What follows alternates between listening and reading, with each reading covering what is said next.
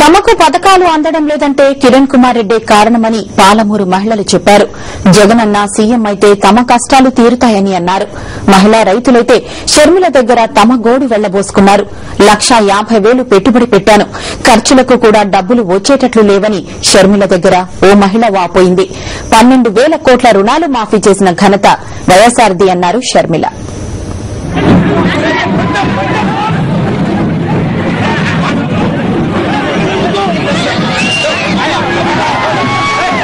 Current నీళ్లు లేవని షర్మిలకు చెబుతున్నారు మహిళలు.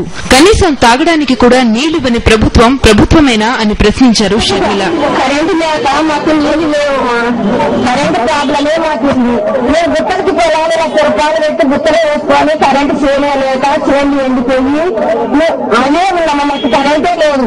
నిన్న కూడా పోయిన కూడా కరెంట్ ఉంటేనే గుట్టలకి వేసుకునే గుట్టకేస్తేనా బోరే కరెంట్ కానీ కరెంటు లేదు కనుక బోర్లకు నీళ్లు సరిపోవడం ఎంత వచ్చింది మనకి ఎంత కూడా వచ్చలేదు. 1,00,000 రూపాయలు పెట్టుబడి పెట్టండి, 1,00,000 రూపాయలు పుట్టం చూడండి అంతే వెళ్ళిపోయింది. నీళ్ళు లేక కరెంట్ మంగళూరు సమ్మె వెళ్ళిపోయింది. కాల్సింటే చూడండి ఎన్ని ఎకరాలతో 3 ఎకరాలు మొత్తం వెళ్ళిపోయింది. సమ్మె వెళ్ళిపోయింది.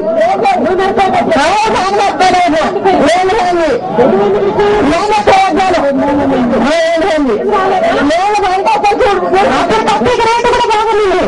అప్పుడు ఎంత రేటు 5,000, 6,000, 7,000 పడిపోయింది. ఇప్పుడు ఉంటుంది 3,000 పడుతుంది. 3,000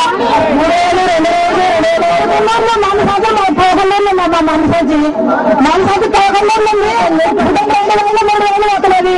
మేము ఏం లేదు పురుగుల మంది వేసుకోవాల్సి వస్తున్నామమ్మా. మేము పురుగుల మంది వేసుకోవాలి వస్తున్నారమ్మా. పురుగుల మంది వేసుకోవాల్సి వస్తున్నామమ్మా. మేము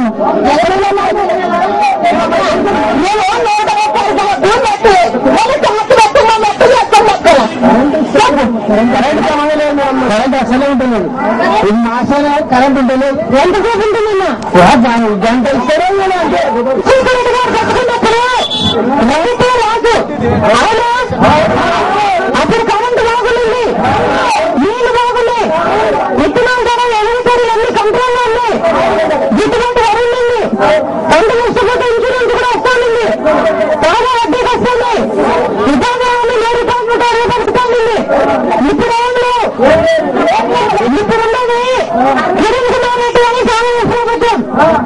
వీళ్ళందరూ కక్ష కట్టి జగన్ గైడ్లైన్ చేశారు. ఎందుకని జగన్ రెడ్డి గైడ్లైన్ అంటే మీరందరూ ఆయన గెలిపిస్తారని. కానీ మనమందరం జగన్ గెలిపించుకోకపోతే మన రాష్ట్రం బాగుపడదు.